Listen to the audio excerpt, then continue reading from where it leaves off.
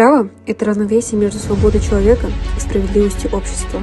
Девочки, давайте это красным закрасим, а не зеленым. Зачем? Тут же понятно, что это зеленый. Да, зеленый много больше подойдет. Ребята, каждый человек имеет право на личное мнение.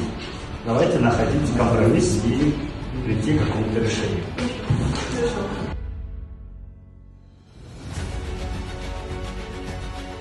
Алина, ты выбрала, на кого ты хочешь поступить? Еще нет. А ты выбрала? Да, я хочу работать в ДНБ. Вы знаете, каждый мой свой путь. Кто-то станет учителем, кто-то доктором, кто-то предпринимателем. А Дэма, а ты? Я думаю, я хочу на дизайнера, а родители хотят, чтобы я была доктором. Знаете, я считаю, что самое главное, чтобы это был ваш выбор. Образование дает право выбора каждому, а не следование ожиданий. Права – это не оружие, а щит. Права – это не просто слова и законы, это уже не пройдет. Зная свои права, ты не боишься быть собой. Привет!